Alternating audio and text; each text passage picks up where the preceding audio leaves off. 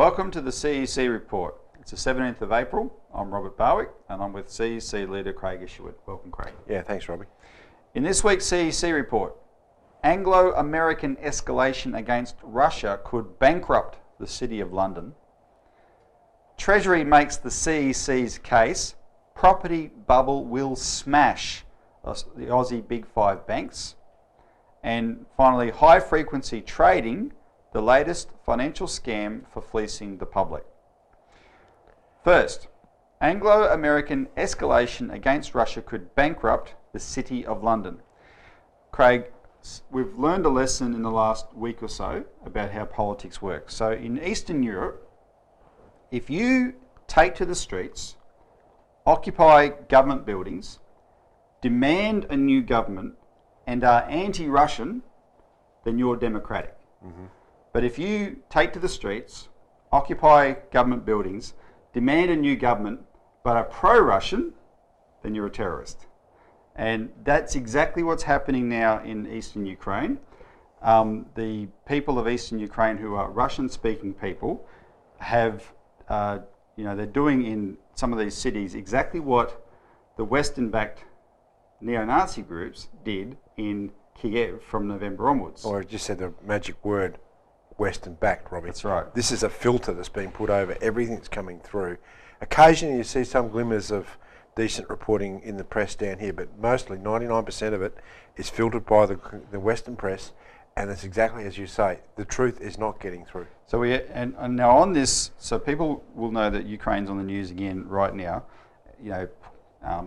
Intense phone calls between Putin and Obama, etc. The Russian buzzed a US ship in the Black Sea, blah, blah, blah. We've got breaking news. A group of dignitaries in Ukraine, actual Ukrainian political leaders, have just issued a statement. It's to the UN Secretary General Ban Ki-moon, the President of the European Union, Herman Van Rompuy, and the President of the Russian Federation, Vladimir Putin. Obviously they left Obama off, he's a waste of time. Yeah, obviously. So the statement is called "Stop the War of the Self-Proclaimed Ukrainian Authorities Against Their Own People," an appeal from Ukrainian political parties and public organisations to the UN Secretary General, blah, blah, blah. And I'll just read the opening paragraph. "We, leaders of Ukrainian political parties and public organisations, urgently request that you take all measures necessary to stop the civil war in Ukraine, defend the civilian population of southeast Ukraine against political repression, humiliation and physical elimination by illegal bands of ultra-radicals, the National Guard that has been set up for punitive actions, and the armed forces of Ukraine." And I'll leave it there, but people will put up this statement on our website. What they're referring to, Craig, is that the new installed Kiev government has deployed the National Guard to this Eastern Ukrainian areas to put down this uprising. But this National Guard is comprised of this group that we've been talking about a lot, right sector. Yeah. Right? So these are neo-Nazi street guerrillas. Mm-hmm. Right? They are there. They've been sent to the east to perpetrate violence against these Russian-speaking people. The statement it makes a big deal about the fact that, look, we're in a country where the Russian language has basically been outlawed virtually, right? And so these are the things that are putting the Russian speakers in Eastern Ukraine on edge. Why they're taking these measures, right? Which is quite a big deal. And Lyndon LaRouche has put out an analysis that what you're seeing in why this is escalating is the Anglo-American side don't want this to settle down, right? They are escalating this situation further and further because they've got a ticking clock that they're worried about. They're determined, Craig, knowing that their system's bankrupt, they're determined to get a general war going before their system implodes, the financial system implodes. Because in the conditions of a general war, they can wipe their bankruptcy clean and maintain their power. But if they go bankrupt first, they won't be able to get their war going. Right? That's LaRouche's analysis on this. And I wanted to play, this is going to take 30 seconds or so, but I wanted to play a statement by a former Kremlin advisor on TV here in Australia, not on TV, on ABC Radio AM. Chris Uhlmann interviewed him, who basically said the same thing, right? And listen to his words yourself. Now, there's another problem to this crisis, another side. It concerns the economic situation in the European Union and America. Now, if you look at the G7 countries, they are all insolvent. They're all bankrupt. Their total debt is about $30 trillion and growing. And of course, we understand that when countries are in a desperate economic situation and they don't really know what to do with it, they try to stage all sorts of spectacular foreign policy stunts, which we are witnessing now. Now, America is facing default in 2 years' time. And America is very aggressive across the world and in Europe as well. Now, the cynics in Russia are saying America needs a big war. Okay, so what he's saying in that clip is that the West is worried about, the West is bankrupt. This is what's driving their actions, right? And that's why you're getting this whole situation. However, one of the people that Russia has put sanctions, that the West has put sanctions on in Russia, his name's Sergei Glaziev. He's an economist, he's an advisor to President Putin. He has put forward a contrary analysis, which is much more interesting. He estimates that expanding the sanctions against Russia as a prelude to a larger war could cost Europe, the economy of Europe, $1 trillion. And here you have the City of London, which is the biggest financial centre in the world, hanging by a thread, and it relies on Russian money more than most parts of the world, right? So sources indicate that many in London are convinced that further sanctions against Russia will actually collapse the City of London. And this is something that is playing with their minds now about, will we push ahead with this kind of thing? And I just want to emphasise two things that show you how precarious London is, right? The EU has just formalised what they call the single resolution mechanism. We talked about it here a couple of weeks ago. It's now formally in place, whereby the EU authorities, only they have the power to resolve failing banks. And just at the last moment, the Bank of England said, whoa, hang on, we didn't read the fine print. You're saying that we can't do bailouts on the side. And they were told, no, you can't. So the London authorities had to decide, do we continue to support the European Union authority and stick with this single resolution mechanism, which will demand bail-ins are done, stealing depositors' money, investors' money first to keep a bank going, or do we, as the Bank of England, reserve our right to do bail-in? Well, they've fallen into line, right, and they're keeping this single resolution mechanism, but their last-minute opposition to it shows how worried they are that this could have big implications back home. The other indicator I wanted to highlight is you got Lord Nigel Lawson, who was one of he was Thatcher's former Chancellor of the Exchequer.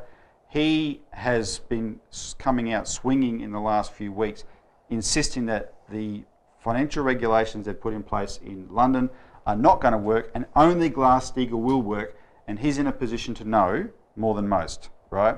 But anyway, so it's a fluid situation. Craig, what I wanted to get your comment on,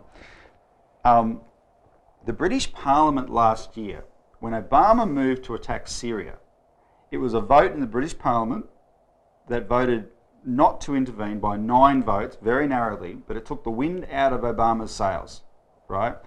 Do you think the City of London, looking at this situation now with Russia, and from the standpoint of their own self-interest, do you think their concerns are capable of derailing this drive this time against Russia?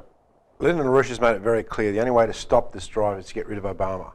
Now, interesting, Obama was installed by these financiers, this Wall Street, City of London nexus, right? So the degree that you have the factions of the financial oligarchy saying, well, we don't want to disintegrate into a nuclear war, or we don't want to see our system completely disintegrate, we have to deal with this. What you'll see are the financial movers and shakers getting rid of Obama. Yep. Now, that means you've got potential for Glass-Steagall. You'll shut down the push towards nuclear war in Russia, and you'll see a complete change come over the world. Now, that's what's at stake here, Robbie. This is not just nice geopolitical games. Either we're going to end up in a thermonuclear war, where the British, particularly the royal family, have said that they want to reduce the world's population down to below 1 billion people. But the way they're intending to do that could be through nuclear annihilation, or through a nuclear war. That means they have this recklessness to where it's like their attitude is. It's actually not recklessness, it's insanity. It's insanity. Even if it goes to nuclear war, well, there will be benefits of it because we'll get rid of this overpopulation problem. And this is the insane. Now, there's saner parts of the oligarchy. They've got their within the financial system that may say, "Oh, we don't want this," and you'll see these sorts of influences come through. What you saw in the British Parliament was enough to be able to stop the war against Syria in its tracks. Yeah. Well, we're talking about something much, much more serious at this point. So hopefully these forces like Lord Nigel and Lawson and others can develop the support. The supporters of Glass-Steagall, if they push forward, you're going to see the impeachment of Obama. It's not that far off, according to Mr. LaRouche and his collaborators. He's hated in the United States. He's brought down the US economy. He's made the US a vampire on the rest of the world. So the degree that he comes down, he's impeached, that is the complete change that we need. So that's an ironic twist on this situation, but it could be a way out. So anyway, we better leave it at that, Craig. When we come back, we're going to talk about the banking system in Australia.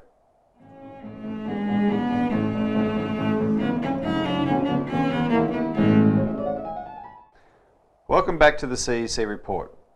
Treasury makes the CEC's case. Property bubble will smash the Aussie Big 5 banks. Now, Craig, before we get into this particular story, I want to do a quick update from a story we did last week, which was about the banks forcing out the family farmers in the WA wheat belt, and we highlighted the case of Peter Repiccioli with a 102-year-old farm who got forced out after, during a year he had a good crop, but the banks reappraised his risk and jacked up his interest rate from 8.5% to 13.62% in June, right? And of course he couldn't survive, and so he's lost his property now. Well, last night on Western Australian Regional Television, GWN, the Golden West Network, they ran this story of a potato grower in Western Australia who's also just been bankrupted by the same banking system. And we'll just have a quick look at this story from last night on television. This auctioneer is selling everything Tom owns. From today, he will be bankrupt. Tom has exported potato seeds to Indonesia for more than 10 years. He has given thousands of Indonesian farmers the training and seeds they need to produce food for their regions. The business turned over $6 million a year, and a $23 million deal with Indonesia was in the making. But his business was in debt, and his bank did not give him a second chance. I was blown away. That's a senior banker. And I said to her, okay, if this contract was Coles letterhead, what would your view be? And she didn't want to answer that. They seized his property, machinery, and fired all 20 workers. This pile of spuds is worth $180,000, but it will be dumped. And last week, Tom had to throw out $1.3 million worth of rotten spuds. This is a case where the bank don't understand this business. And that's what it comes back to. They don't understand this business. Tom just wants the government to stand up and protect farmers. The governments need to get their head out the sand. Anne-Marie Leonard in Yarloop for GWN 7 News. So there you go, Craig, that farmer Tom Fox. This is Robbie, an absolute proof of the case for what we call a Pecora Commission, which was when Franklin Roosevelt was the President of the United States. They had a special commission headed up by Ferdinand Pecora to actually take on these bankers for their criminal activity. Now, that's what we've called for here in Australia. These actions of the bank are criminal by every standard. They're destroying the capacity for us to produce food, and therefore these people have to be, these bankers, these anonymous bankers, have to be called to account. And there's under the authority of the national interest. There's a national interest at stake here, which is our food security. And they can't hide. This is reckless. They can't hide anymore. Yep. So on this, which is quite related, we want to talk about a letter that our office received yesterday from the Financial Systems Division of the Australian Treasury. Now, this was a letter to a CEC organiser, Richard Barden, because when they ran the ad in the Australian last year on opposing bail-in, a state a Member of Parliament from South Australia had forwarded a letter from Richard to the Federal Treasury for a reply, and after all this time, we got this reply. So the gist of the reply is the letter downplays the need for a Glass-Steagall separation of banks in Australia, Craig, that we're calling for, because it makes this point. It says the investment banks in Australia do very little retail banking anyway, and the big four retail banks, they do very little investment banking anyway. And so the author of the letter, Megan Quinn, is basically saying that, so there really is a kind of separation already. Now, of course, it might be a kinda, but it's not a separation. And I'll make this point, a Treasury official recently admitted to us in a face-to-face meeting that although in terms of the big four or the big five, when we include Macquarie banks, they're retail banks, although yes, their investment banking part is a smaller part of their business, it's very profitable part of their business, and they will not want to lose it. And when I hear the word profitable, what I interpret that as risky, right? Now, but then this is what she said. This is a key thing, and as we'll put this quote up on the screen. She basically said, anyway, don't worry about investment banking. You can't focus on that. Commercial banking can be just as risky. Oh, really? Good. It's quote, further, risks to financial stability as a result of poor practices in retail and commercial banking can be just as large, if not larger, as those posed by investment banking. Many of the bank failures in Ireland, Spain, and the UK resulted from losses on retail and commercial banking assets rather than trading activities. End of quote. Now, Craig, what was it about Ireland, Spain, and UK that caused their banking systems to crash? It was the overinflated property bubble. Exactly. In other words, that's our point. They had those three cases she cites had property bubbles in which their commercial banks were completely intertwined, and when those bubbles burst, it wiped out their banks. And that is the Australian situation, right? That's what's happening here. However, let me just explain quickly. There is still an investment banking component to this. So how does it work? When a bank makes a loan for a mortgage, that's normal retail banking. They've got their deposits in the bank and they make a loan.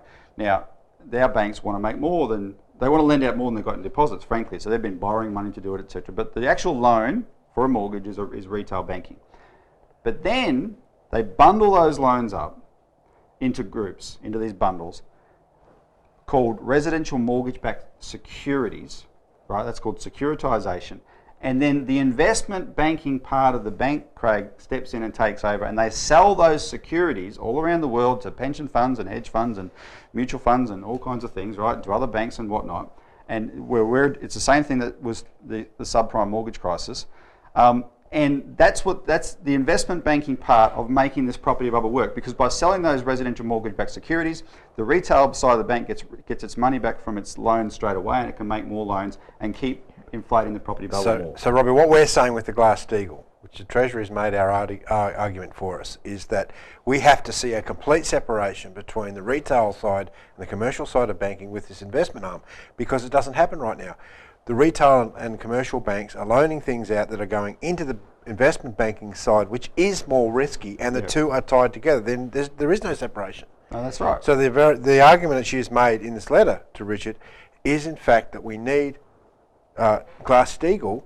Otherwise, we are going to see the same problems as what's happened in these other banks. Exactly. If we don't want the same fate as those countries who've had their property bubble burst, then we better do this. Can I say one word? Yeah. Oops. That's right. So thank you very much, Megan Quinn, for that helping the CEC make its case, and we will publish this letter because it's quite a good one. And I'll just say in the few seconds we've got left, this also relates to that poor farmer Tom Fox's case, of course, because for the banks, they've got a lot more profit to be made out of this gambling in mortgages than they get out of making productive loans to productive businesses like his. Yes. Right? And that's why they're playing hardball, whatever else is involved. All right. So let's leave it there. When we come back, we're going to talk about another scandal in the financial system.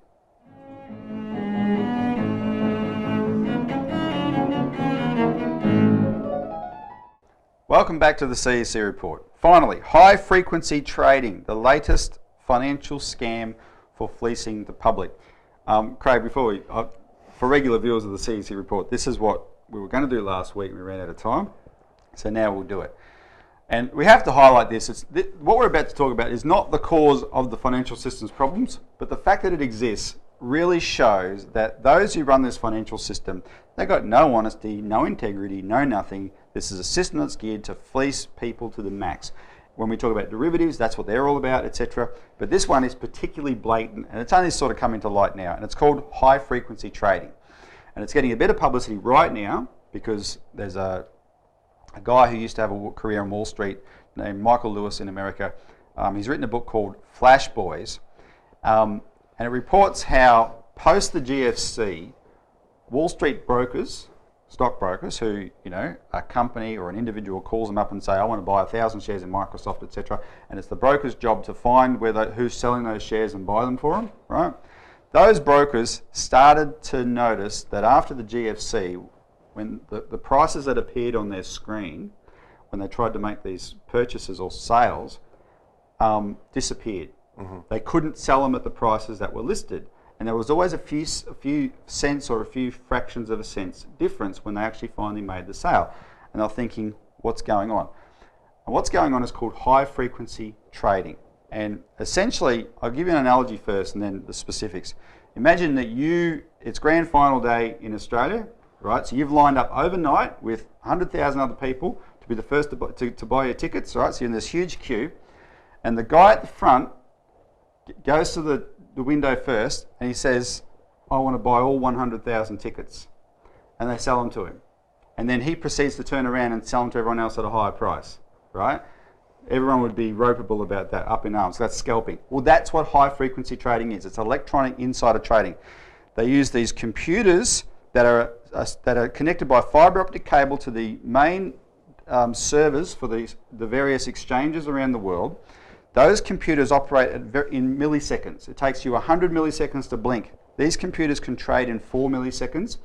They detect an order coming in from a normal broker to buy a share at that price. They can front run, they call it. They can go and buy the share first, change the price in fractions of a second and sell it at a slightly higher price.